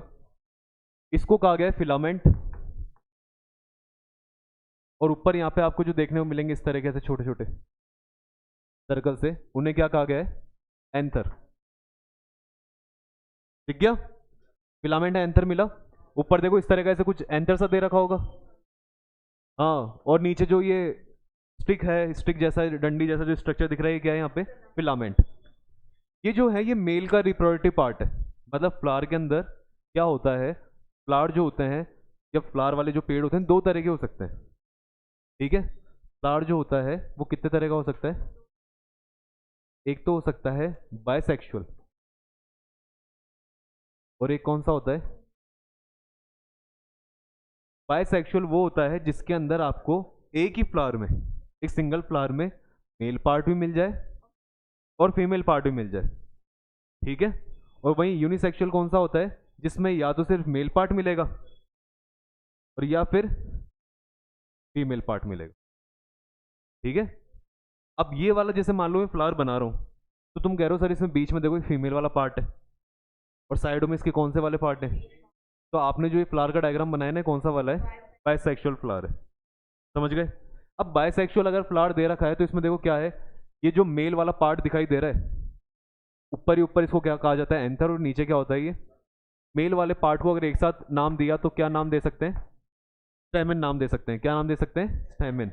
और जो फीमेल वाला पार्ट है ये, इसमें देखो क्या क्या होता है, ऊपर ही ऊपर होता है इसमें स्टिग्मा, क्योंकि स्टिकी सा होता है, ये चिपकने वाले सा होता है, इसलिए इसका नाम ही क्या रख दिया, स्टिग्मा। नीचे फिर ये जो आपको ट्यूब दिख रही है इसको क्या क्या कहा जाता है, pollen tube. In the end जहां पहुंचती है वहां पे उस जगह को क्या कहा जाता है, ओवेरी कहा जाता है। ठीक है। अब क्या होता है इसमें सेक्सुअल रिप्रोडक्शन, देखो होता कैसे है। जो एंथर होता है, एंथर के अंदर यहाँ पे पोलन ग्रेन्स होते हैं, क्या होते हैं, और मैंने तुम्हें बताया कि जब भी सेक्सुअल रिप्रोडक्शन होता है तो वहां पे जो पहली चीज प्रेजेंट होती है वो तो होते हैं सेक्स रिप्रोडक्टिव पार्ट। क्या प्रेजेंट होते हैं, रिप्रोडक्टिव पार्ट, मतलब वो पार्ट जहां पर कौन से सेल बनते हैं, रिप्रोडक्शन कराने वाले सेल। तो पेड़ तो बहुत बड़ा होता है, ट्री तो बहुत बड़ा होता है, प्लांट तो बहुत बड़ा होता है, पर उसके अंदर जो उसका रिप्रोडक्टिव पार्ट होता है जहाँ पे इस तरह का रिप्रोडक्शन हो रहा है वो होता है उसका फ्लावर।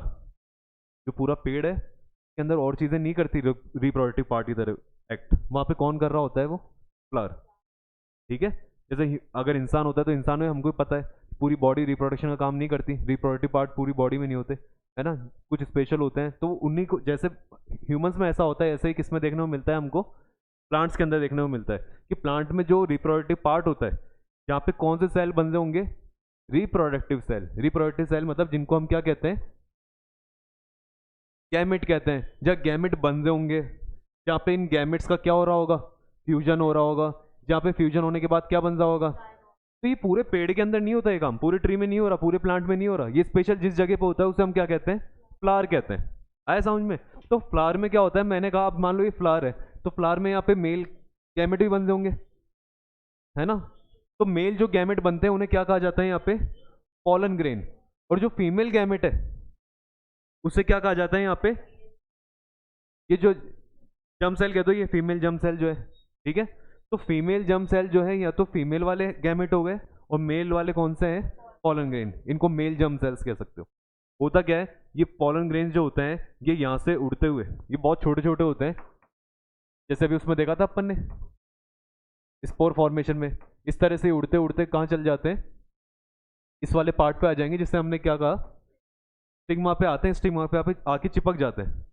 स्टिग्मा से होते हुए किधर की तरफ जाना चालू कर देते हैं, नीचे की तरफ। देखो जा रहा है यहाँ से male germ cell, male germ cell नीचे की तरफ गया पॉलन ट्यूब के थ्रू होता होता, और जाके किस में चला गया, ये फीमेल जर्म सेल में। फीमेल जर्म सेल में जाने के बाद में उसके साथ में क्या कर जाता है, फ्यूज कर जाता है, और फ्यूज करने के बाद में वहाँ पे फ्यूजन हो गया तो जाइगोट बन गया। अब यहाँ पे जाइगोट क्रिएट हो गया। हमें पता है सर जो जाइगोट होता है ना वो सिंगल सेल का होता है, लेकिन उसकी एक खास बात होती है कि अब वो एक से कितने पार्ट में डिवाइड होगा, 2 से 4, 4 से 8, और ऐसे टाइम के साथ में वो धीरे धीरे क्या होता चला जाएगा, बड़ा होता चला जाएगा। अगर इंसानों में होता तो इंसानों में जाइगोट जो होता है वो बड़ा होने में कितना मंथ ले लेता है, 9 मंथ, और 9 मंथ के बाद में वो बेबी बन जाता है। लेकिन यहाँ पे अलग है, क्योंकि ये तो फ्लावर की बात कर रहे हैं, तो फ्लावर में क्या होगा, यहाँ पे जाइगोट बड़ा होने लगेगा। जाइगोट जब बड़ा होने लगता है तो होता क्या है, इसके आसपास की जो पत्तियां होती है, जो लीव्स होती हैं, पेटल्स होते हैं जो फ्लावर के, है ना, पेटल्स जो होते हैं वो क्या हो जाते हैं, सारे किधर की तरफ गिर जाते हैं, नीचे की तरफ। क्योंकि जो ओवेरी है ये क्या होने लगती है धीरे धीरे अब, हाँ, इसमें स्वेलिंग आने लगती है, मतलब बड़ी होने लगती है, क्योंकि अंदर क्या हो रहा है, सेल डिवीजन होता चला जा रहा है, सेल डिवाइड हो रहा है, खुद को क्या करता जा रहा है, मल्टीप्लाई करता जा रहा है। इसकी वजह से इसकी साइज क्या हो जाएगी, बड़ी, सारे पेटल्स गिर जाएंगे, नीचे के जो लीव्स होती हैं, सेपल्स वगैरह, वो सब गिर जाएंगी, और सिर्फ कौन बचेगी यहाँ पे, ये जो दिख रही है आपको ओवेरी, सिर्फ ओवेरी बचती है। और वो जो ओवेरी है वो कन्वर्ट होकर, ये जो फ्लावर है वही काई में कन्वर्ट हो जाता है। फ्लावर जो होता है ये काई में कन्वर्ट हो जाएगा फ्रूट के अंदर, काई में कन्वर्ट हो जाएगा, और फिर हमें वो फ्रूट मिलेगा।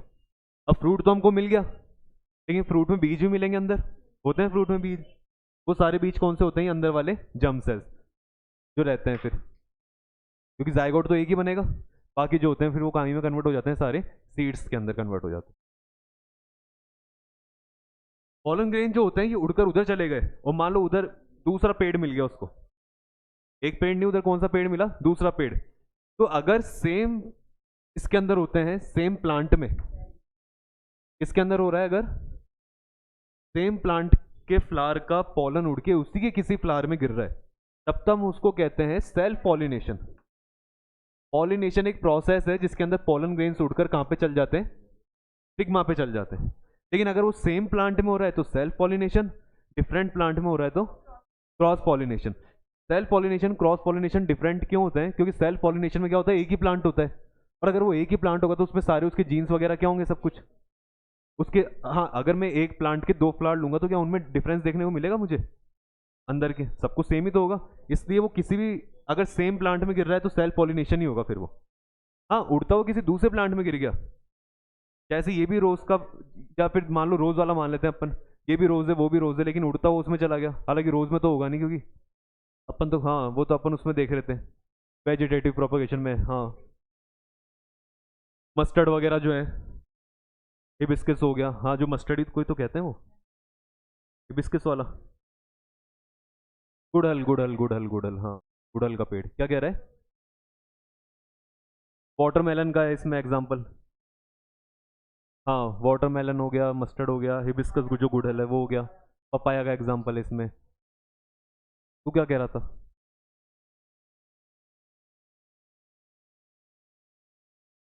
वो जो तो हिबिस्कस बता रहे हैं ना, शायद वाइट वाला ही है वो,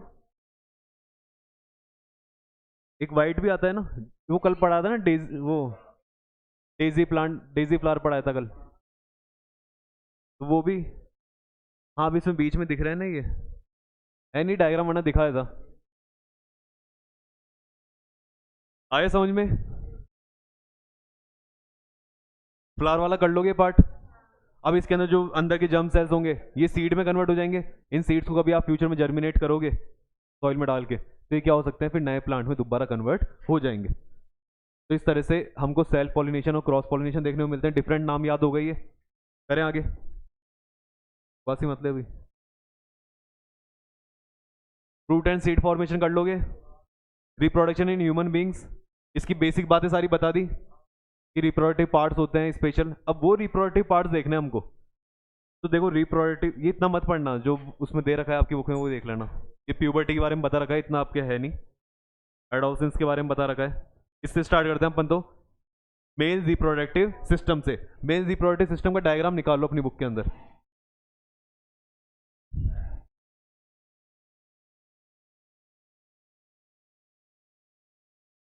निकालिए डायग्राम। बस अब मेल रिप्रोडक्टिव, फीमेल रिप्रोडक्टिव, उसके बाद में इनके वजह से कौन सी सेक्सुअल ट्रांसमिटेड डिजीज होती है, खत्म चैप्टर। लेकिन वो एक वो भी तो है। जर्मिनेशन का मतलब, जर्मिनेशन का मतलब होता है जब आप बीज को मिट्टी में डालते हो तो बीज क्या फूटता है, उसमें छोटा सा सीडलिंग निकलता है, पौधा निकलता है, उसे जर्मिनेशन कहा जाता है प्रोसेस को। फिर वो सीडलिंग बड़ा होके प्लांट बन जाता है फिर, है ना। देखो, मेल रिप्रोडक्टिव सिस्टम, अब मैंने आपको बताया कि होता क्या है, ह्यूमन अगर ह्यूमन है, या जैसे अभी फ्लावर में देखा कि फ्लावर के अंदर भी क्या है, मेल रिप्रोडक्टिव पार्ट अलग है और फीमेल अलग है, ऐसे ह्यूमंस में होता है, मेल रिप्रोडक्टिव पार्ट अलग है और फीमेल अलग है। और मेल की बॉडी में भी वो रिप्रोडक्टिव पार्ट जो है पर्टिकुलर हमको एक देखने को मिलता है, ठीक है, ऐसा नहीं पूरी बॉडी के अंदर सारे सेल्स किसी तरह बिहेव कर रहे हो, रिप्रोडक्टिव पार्ट की तरह बिहेव कर रहे हो, है ना। अब रिप्रोडक्टिव पार्ट को अगर देख रहे हैं यहाँ पे, तो हम देखो इसके अंदर क्या क्या नाम याद करना है हमको, एक तो टेस्टिस का, एक स्क्रोटम का, एक वास डिफरेंस का, एक ये नहीं है एपिडर्मिस वगैरह। अच्छा, नाम हटा दिए यहाँ से, पहले तो ये वाली होगी एक यहाँ पे,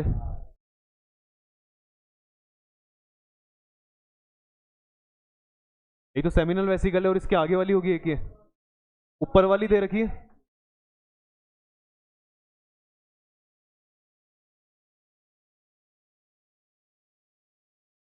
यूरिनरी ब्लैडर। इसमें कुछ नाम मिस थे जो हम लिख लिए, ठीक है।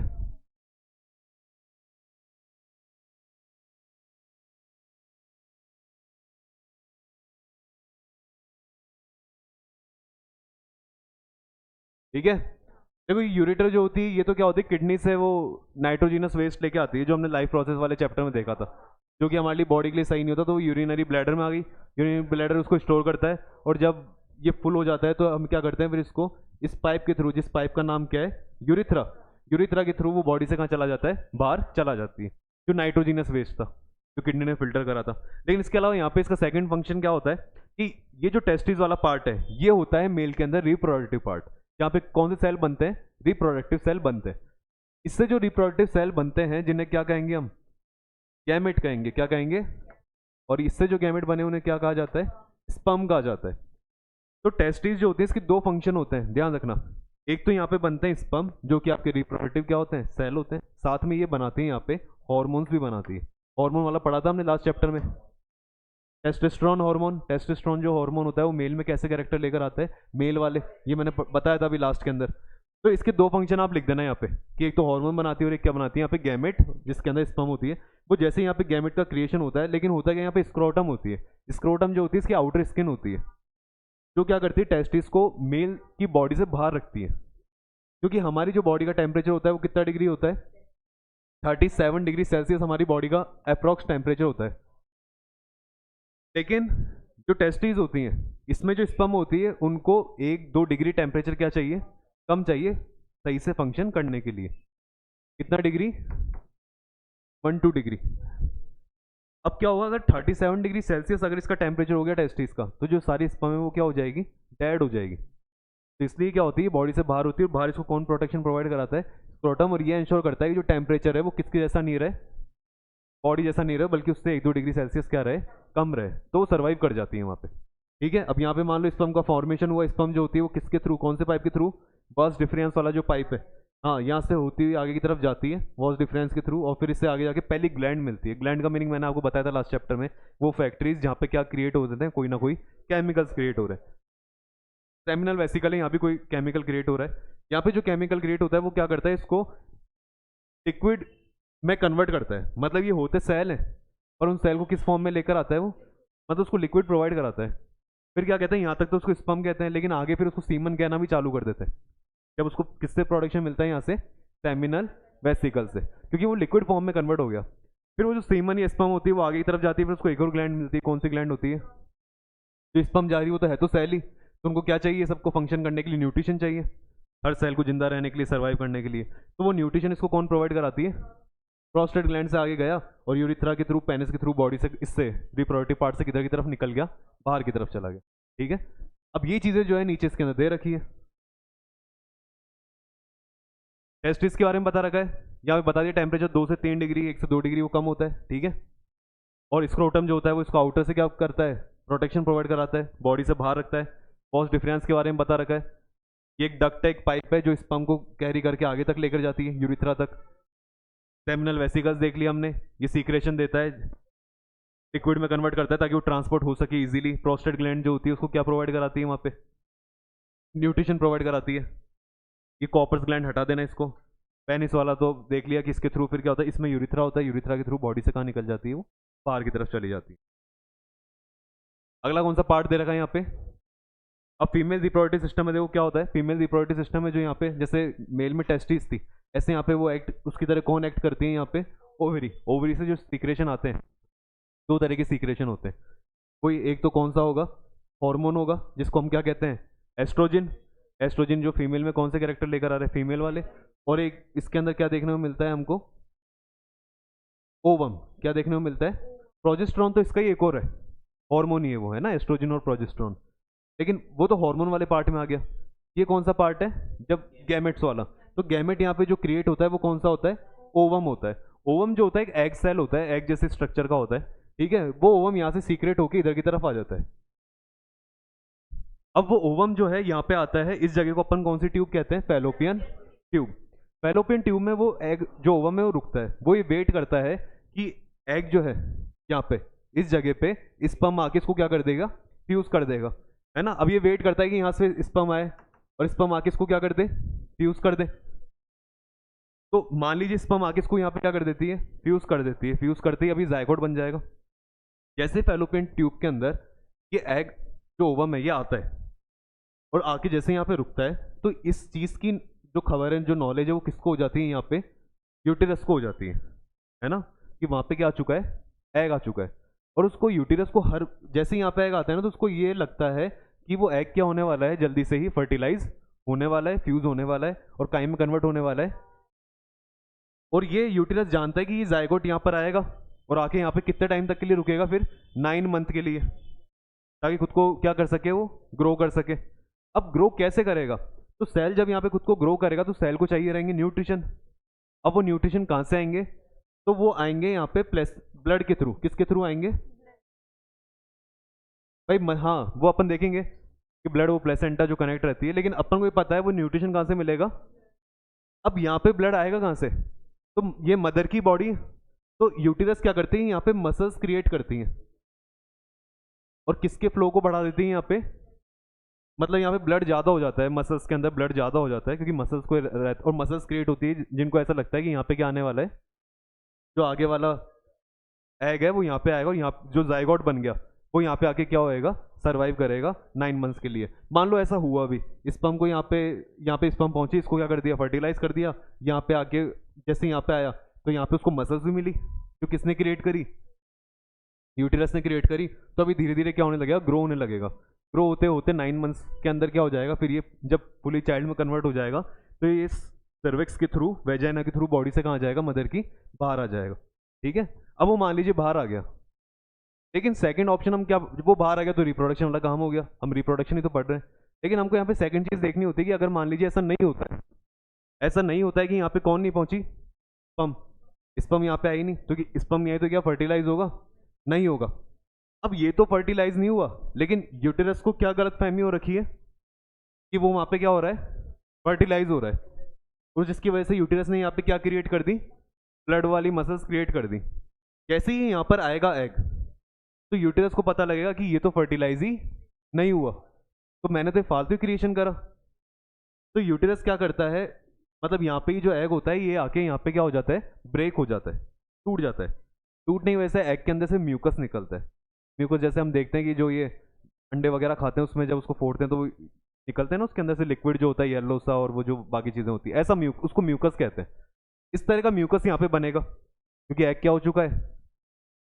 और इसके अलावा यहाँ पे जो ये मसल्स हैं, ब्लड वाली मसल्स, ये सारी इसको यूटेरस को लगा कि फालतू ही मैंने क्रिएट करी, ये तो कोई मतलब की नहीं रही, तो वो अपनी इन मसल्स को भी क्या कर देती है, ब्रेक कर देती है।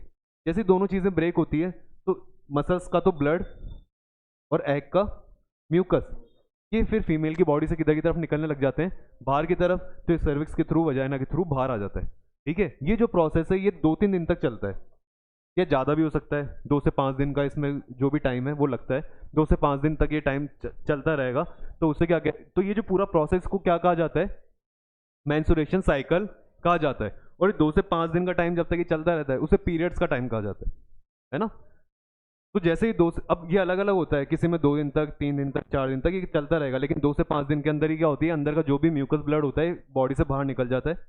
और उस टाइम को, उस पीरियड को क्या कहा गया, पीरियड्स ही कहा गया, पीरियड साइकिल कहा जाता है, या मेंस्ट्रुएशन साइकिल। मेंस्ट्रुएशन साइकिल तो क्या होती है, पूरी साइकिल होती है कि यहाँ पे आएगा, आएगा बैठेगा, वेट करेगा, फिर यहाँ पे आएगा, उसके बाद ब्रेक होएगा, ये पूरी साइकिल, फिर यहाँ से निकल जाएगा, फिर दोबारा वहाँ पे अगला जब आके बैठेगा, तो पूरी जो साइकिल हुई उससे साइकिल को क्या कहा जाता है, मेंस्ट्रुएशन साइकिल। मेंस्ट्रुएशन साइकिल जो है वो कितने डेज की होती है, और पीरियड जो होते हैं वो कितने दिन के लिए आते हैं, तो ये डिफरेंस है।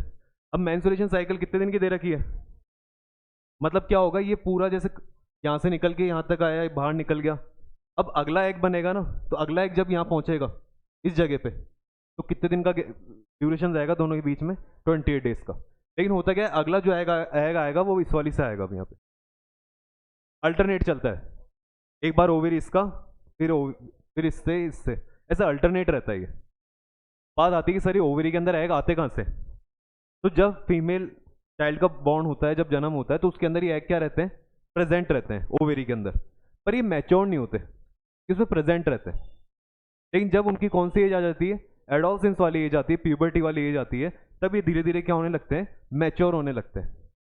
फिर मैच्योर होकर कहाँ पे आने स्टार्ट करते हैं, ये फैलोपियन ट्यूब में, फिर एक बार इधर, फिर 28 डेज बाद उधर, फिर 28 इधर, 28, ऐसे चलता रहता है ये 28-28 दिन की साइकिल से। इसलिए इसको मून की साइकिल से भी कंपेयर करते हैं, है ना, जो ये होती है ना ये साइकिल, मेंस्ट्रुएशन साइकिल, इसको, क्योंकि मून भी जो होता है उसका भी टाइम पीरियड कितना होता है, कंप्लीट एक सर्कल करने का अर्थ के चारों तरफ, वो 28 डेज का होता है, इसलिए इसको उससे कंपेयर करा जाता है ना। ये चीज़ याद रखना। सेकंड, इसमें जो सबसे मेन बात है वो याद रखना, आपसे पूछे साइट ऑफ फर्टिलाइजेशन कौन सी है, वो कौन सी जगह जहाँ पे फर्टिलाइजेशन हुआ, ओवम और स्पर्म के बीच में, कहाँ पे हुआ वो, सर इस जगह पे हुआ, कौन सी ट्यूब है ये, ध्यान रखना, तो ओवेरी या फिर ये मत लिखे आना, ये तो वो साइट है जहाँ पे इसकी क्या होती है, ग्रोथ होती है, या फिर जहाँ पे रप्चर वाला काम होता है, रप्चर मतलब ब्रेक डाउन ऑफ मसल्स वगैरह, वो साइट है ये, या साइट ऑफ डेवलपमेंट है ये, लेकिन साइट ऑफ फर्टिलाइजेशन वो है, साइट ऑफ प्रोडक्शन ओवेरी है। आगे बातें समझ में, कोई दिक्कत इसके अंदर? तो आपके क्या होते हैं, यहाँ से दो क्वेश्चन बन सकते हैं, मतलब शॉर्ट तो कोई भी बन जाएगा छोटा एक वर्ड का, लेकिन बड़ा जो क्वेश्चन बनेगा, एक तो आपसे पूछ सकता है मेंस्ट्रुएशन साइकिल के बारे में बताओ, या सेकंड आपसे पूछ सकता है कि फीमेल रिप्रोडक्टिव सिस्टम का डायग्राम बनाए और उसके पॉइंट्स को थोड़ा सा डिस्क्राइब करें। तो आप डायग्राम बनाना और इस तरह से उसके पॉइंट्स को डिस्क्राइब कर देना। यहाँ पे दे रखा है सारा, एक्स्ट्रा दे रखा है, जैसे वॉल्वा दे रखा है मत लिखना, है ना, एक्स्ट्रा मत लिखना कुछ भी। फर्टिलाइजेशन समझा दिया आपको, फर्टिलाइजेशन कैसे होता है कि वो वहाँ पे आएगा मेल वाला जिस पर आके उसको फर्टिलाइज कर देगा। What happens when the egg is not fertilised, हो गई बात, यह समझ में? एग, अरे एग अगर फर्टिलाइज नहीं होता है तो वो फिर आ जाएगा वहाँ पे, यूटेरस को लगेगा फालतू ही मैंने तो ये बनाई, फिर वो रेप्चर कर देगी, ब्रेक डाउन करेगा, मेंस्ट्रुएशन साइकिल हो जाएगी। 28 डेज की साइकिल होती है। इसमें देखो इसने तो कह दिया 2 से 8 डेज डाल दिए, हो जाए, है ना, कुछ भी है उसके अंदर। और गेस्टेशन पीरियड याद रखना, गेस्टेशन पीरियड वो होता है कि जब जाइगोट क्रिएट होता है तो उससे लेकर और चाइल्ड जब तक बॉडी से बाहर आएगा, उस ड्यूरेशन को अपन कौन सा पीरियड का कहते हैं, गेस्टेशन पीरियड। ह्यूमन में कितने दिनों का होता है वो, जैसे एलिफेंट में तो ज़्यादा होता है ना, अब ये एग्जैक्ट मुझे याद नहीं कितना होता है, कुछ जानवरों में कम का होता है जिनमें जल्दी चाइल्ड बॉडी से बाहर आ जाता है, कुछ में ज़्यादा होता है। वो हमको ही पता है कि सर अगर जितनी बड़ी ऑर्गेनिज्म की साइज होगी, गेस्टेशन पीरियड क्या होना चाहिए, उतना ही ज़्यादा, क्योंकि उतना ही सेल डिवाइड होगा, तो हाथी वगैरह अगर बनेंगे तो ज़्यादा ही होगा उसके अंदर तो। और इसमें देखो एक ये दे रखा है, the embryo after completing 3 months of development. देखो पहले बनता है जाइगोट, सिंगल वाला जाइगोट, जैसे ही फिर 1 से 2 में या 3 में डिवाइड, 4 में डिवाइड होने लगता है, तब उसको क्या कहना स्टार्ट करते हैं हम, एम्ब्रोयो। जब 3 महीने के बाद में जब उसमें थोड़ा सा हमको दिखने लग जाता है कि बॉडी के पार्ट कौन कौन से हैं, थोड़ा सा आइडिया होने लग जाता है, तब उसे क्या कहना स्टार्ट कर देते हैं, और फीटस के बाद में फिर बाद में तो चाइल्ड में कन्वर्ट होता है। एक चीज़ हमें जो याद रखनी है वो क्या है कि यहाँ पर जो यूटिरस के अंदर, मैंने आपको बताया था यूटिरस, ये जो यूटिरस होती है इसमें मसल्स क्रिएट हो जाती है ब्लड वाली, जो कि यहाँ पे आने वाले एम्ब्रियो को क्या प्रोवाइड कराएगी, न्यूट्रिशन। तो वो जिस पाइप के थ्रू या जिस किसके थ्रू प्रोवाइड कराती है उसको, उसे कहा जाता है प्लेसेंटा। क्या कहते हैं उसे, वो एक पाइप होता है ना, जो कि चाइल्ड होता है उसके किससे कनेक्ट होता है, वो नेवल से कनेक्ट रहता है ना, और उसके थ्रू क्या प्रोवाइड कराता है उसको, न्यूट्रिशन प्रोवाइड कराता है। तो न्यूट्रिशन देखो इसमें दे भी रखा है लास्ट में, the placenta is a special tissue which provide food and oxygen, क्योंकि फूड और ऑक्सीजन न्यूट्रिशन ही है यहाँ पे, किसको प्रोवाइड कराता है, ये फीटस को प्रोवाइड कराता है।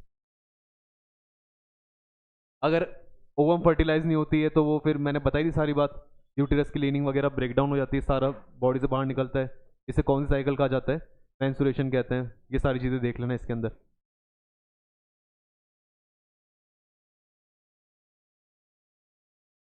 हाँ, एक लास्ट देख लो ये रिप्रोडक्टिव हेल्थ वाला। रिप्रोडक्टिव हेल्थ का मीनिंग क्या होता है कि होता क्या है, टाइम बच रहा है अभी तो, बस एक 5 मिनट का ही देख लो फिर चल जाना। देखो रिप्रोडक्टिव हेल्थ के अंदर क्या होता है, हमने ये देखा इसके अंदर कि अगर रिप्रोडक्शन करवाना है, सेक्सुअल रिप्रोडक्शन होता है, तो उसके अंदर क्या होना चाहिए, जो मेल का पार्ट है वो फीमेल के पार्ट से क्या होना चाहिए, मतलब मेल का पार्ट और फीमेल के पार्ट एक दूसरे काई में आते हैं, कॉन्टैक्ट में आते हैं। लेकिन इसकी वजह से क्या दिक्कत हो सकती है, जैसे मेल का अगर मान लीजिए पार्ट है या फीमेल वाला पार्ट है, अगर उनके अंदर मान लीजिए मेल की कोई बीमारी हो रखी है, डिजीज हो रखी है, वायरस है, बैक्टीरिया है कुछ भी, या फीमेल के अंदर ऐसा है, तो वो क्या हो सकते हैं, एक दूसरे के अंदर एक्सचेंज, मेल से फीमेल में जा सकते हैं और फीमेल से किस में आ सकते हैं, वो मेल के अंदर आ सकते हैं। तो यहाँ पे क्या होता है, हमको एंश्योर, और अगर ऐसा हुआ, अगर यहाँ पे एक दूसरे के अंदर इस तरह से डिजीज ट्रांसफर हो गई, तो उन्हें कहा जाता है सेक्सुअली ट्रांसमिटेड डिजीज, एसटीडी कहा जाता है उनको, कि डिजीज जो है वो कैसे ट्रांसमिट हो गई, सेक्सुअली ट्रांसमिट हो गई, मतलब सेक्सुअल पार्ट्स के थ्रू, रिप्रोडक्टिव पार्ट्स के थ्रू क्या हो गई है, ट्रांसफर हो गई है। ऐसी कौन कौन सी डिजीज होती है, एक होती है एड्स, ठीक है, एक होती है इसमें गोनेरा, ये आपके नहीं दे रखा इसके बारे में, टाइफस दे रखा है, एचपीवी कुछ भी नहीं दे रखा, सबसे आप बस एक तो मेन किसका एग्जांपल लिख देना यहाँ पे, एड्स का। एड्स क्या होता है, ये एक वायरस है ना, और इस वायरस की वजह से, इस वायरस का नाम क्या है, human immuno deficiency virus, HIV virus कहते हैं इसको। ये वायरस जो होता है क्या करता है, आपकी बॉडी में अगर आ गया ये तो आपकी इम्यूनिटी सिस्टम को खत्म कर देता है। इम्यूनिटी सिस्टम क्या करती है, हमको बीमारियों से बचाती है, पर ये वायरस आपकी वो सिस्टम को क्या कर देगा, बिल्कुल ही खत्म कर देगा कि अगर आपके खांसी जुकाम भी लगी तो वो भी आपकी बॉडी में ठीक नहीं हो पाएगी। और आप धीरे धीरे अगर वो आपने ध्यान नहीं दिया तो खांसी जुकाम से आपकी क्या हो जाएगी, मौत हो जाएगी, खांसते खांसते मर जाओगे। हाँ, वो सही नहीं होती कभी। हमारे ऐसा होता है आज खांसी हुई और 4-5 दिन में ऑटोमेटिकली सही हो जाती है, क्योंकि हमारा कौन सा सिस्टम उससे लड़ता है, इम्यूनिटी सिस्टम लड़ रहा होता है उससे। लेकिन ये क्या करता है, वायरस उस सिस्टम को खा जाता है, खत्म कर देता है। छोटी सी बीमारी लगी और वो आदमी क्या हो जाएगा उस बीमारी से। इसलिए ये आदमी क्या करता है, सारा ध्यान रखता है फिर सारी चीज़ों का, कि किसी से कांटेक्ट में नहीं आना, अलग रहना, साफ सुथरी चीज़ों, ऐसे बिल्कुल ध्यान रखना पड़ता है। इसको पता है अगर एक भी बैक्टीरिया मेरी बॉडी में एंटर कर गया या वायरस एंटर कर गया तो मैं गया फिर। तो ऐसे ध्यान रखता है, और ऐसा होता है फिर लाइफ टाइम में कभी ना कभी कांटेक्ट में आ जाता है और उसकी वजह से क्या हो जाते हैं, फिर ये मर जाते हैं। तो HIV वाला जो HIV वाला ये वायरस है, ये हार्मफुल होता है। इसकी वजह से कौन सी बीमारी हो जाती है, एड्स। एड्स का फुल फॉर्म क्या है, एक्वायर्ड इम्यूनो डिफिशियंसी सिंड्रोम। ठीक है, अब ये मान लीजिए, चलिए ये हो गया तो इससे बच कह सकते हैं। तो आपसे पूछेगा यहाँ पे, देखो आप कितने मेथड बता सकते हैं, यहाँ पे 5 मेथड बता सकते हैं, पर ये मेथड तो कहीं के दे रखे हैं, टू अवॉइड प्रेगनेंसी। पर इसमें तो कुछ मेथड ऐसे भी हैं जो STD से भी आपको क्या कर सकते हैं, बचा सकते हैं। प्रेगनेंसी का तो वो कह रहा है कि अगर आपको प्रेगनेंसी अवॉइड करनी है, मतलब आप चाहते हैं कि फीटस प्रोड्यूस ना होए, अगर आप चाहते हैं कि एम्ब्रॉय वगैरह ना बने, मतलब मेल गेमेट फीमेल गेमेट के साथ में क्या ना करे, फर्टिलाइज नहीं करे, फ्यूजन ना करे, तो आप क्या कर सकते हैं। तो उसके लिए सबसे पहला कौन सा मेथड दे रखा है, हार्मोनल मेथड। क्या कह रहा है, various hormonal preparation came in the form of tablet pills, tablet pill वगैरह ले लो। इसकी वजह से क्या होगा, हार्मोन में ही चेंज आ जाएगा। मतलब जो फीमेल के अंदर वो बन रहे थे ना, एग्स सेल जो बन रहे थे, जो ओवम बन जाता, वो बनना क्या हो जाता है, उसका प्रोसेस क्या कर सकते हो आप, डिले कर सकते हो, मतलब जल्दी बन रहा है, लेट हो रहा है, या उसको आप क्या भी कर सकते हो, रोक सकते हो, इस तरह के। लेकिन ये क्या करेंगे, अगर आप कोई पता है अगर आप इनको लोगे तो बॉडी में क्या करने वाले हैं, नुकसान। क्योंकि अगर कोई भी चीज़ आपके हार्मोन से छेड़छाड़ कर रही है तो बॉडी में नुकसान ही करने वाली है, इसलिए इस पर कोई ज़्यादा ध्यान नहीं देते। इसके अलावा एक होता है, जैसे ये मेथड होता है फिर बैरियर मेथड। बैरियर मेथड में किसको यूज़ में ले सकते हैं, कॉन्डम्स हो गए, डायफ्राम्स हो गए, स्पर्मिसाइड्स हो गए। ये क्या करते हैं, बैरियर का काम करते हैं, है ना, ताकि जो मेल का पार्ट है वो फीमेल के पार्ट के कांटेक्ट में ही नहीं है। ठीक है, अब कांटेक्ट में नहीं आएगा तो ये क्या करते हैं, बैरियर मेथड जो होता है ये STD से भी बचाता है, सेक्सुअली ट्रांसमिटेड डिजीज से भी बचाएगा, और उसके साथ में किससे भी बचा देता है, ये अनवांटेड प्रेगनेंसी से भी बचा देता है। कौन से वाले मेथड, बैरियर मेथड। इसके अलावा होता है कि intra uterine device. Intra uterine device जो होता है ये यूज में ले आता है फीमेल के अंदर। जैसे यहाँ पे अपन ने देखा कॉन्डम हो गया, ये तो मेल में यूज में आता है, लेकिन ये वाला डिवाइस जो है किस में यूज में आता है, ये फीमेल के अंदर यूज में आता है। जैसे क्या होती है इसके अंदर, कॉपर टी शेप की होती है, वो फीमेल के जो सर्विक्स वगैरह होती है उस पार्ट पे लग जाती है। इसकी वजह से क्या होता है, फिर वहाँ पे कॉन्टैक्ट जो होता है मेल फीमेल का वो नहीं हो पाता, है ना। अगर होता भी है तो जो स्पर्म होती है वो कहाँ तक नहीं रीच कर पाती, हाँ ऊपर तक रीच नहीं कर पाती। वो यहाँ पे जैसे कहाँ गया वो डायग्राम,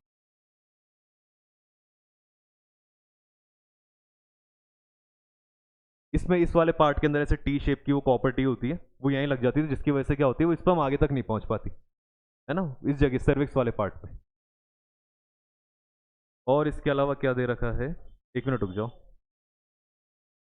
सर्जिकल मेथड में तो आप क्या कर सकते हैं, जैसे फीमेल्स है, फीमेल अपने क्या करवा दी है, फेलोपियन ट्यूब को वहाँ से मतलब रोकवा देते हैं, वो सर्जरी के थ्रू बंद करवा देते हैं, और ये इंश्योर करते हैं कि अब आगे कोई भी एग फर्टिलाइज नहीं हो। तो वहाँ पे कोई ना कोई केमिकल डाल के उनके फर्टिलाइजेशन को क्या कर देते हैं, रोक देते हैं। अब वो क्या होगी, वो फीमेल इन फ्यूचर कभी भी दोबारा से प्रेग्नेंट नहीं होगी, क्योंकि वो बंद हो गया, वो ओवम ही क्रिएट नहीं हो रहा वहाँ पे, तो कैसे होगी। This is called tubectomy. अगर फीमेल ने अपना ऐसा कुछ इस तरह से सर्जरी करवा ली तो ट्यूबेक्टोमी, और अगर मेल ने करवा दी कि मेल ने अपने वॉस डिफरेंस, वो जो पाइप आ रहा था उस पाइप को भी बीच में बंद करवा दिया, तो उसको क्या कहा जाता है, वेसेक्टोमी कहा जाता है। इसके अलावा induced abortion, it is also known as medical termination of pregnancy. अगर if a women becomes pregnant and the couple is not willing to have a baby, then the option of induced abortion. Abortion मतलब यहाँ तो फिर surgery करके और जो child है उसको क्या कर दिया, हाँ मतलब हट निकाल देते हैं उसको, मारना वाला नहीं। अबॉर्शन में क्या, हाँ वो मतलब वो वैसा चाइल्ड ही नहीं होता पूरा, फीटस फीटस वाले एम्ब्रॉय वाले फेज में ही होता है वो भी, कि उसको आप दवाई से नहीं रोक सकते पिल्स खा के, तो आपने थोड़ी सर्जरी करवा के उसको निकलवा के हटा दिया फिर।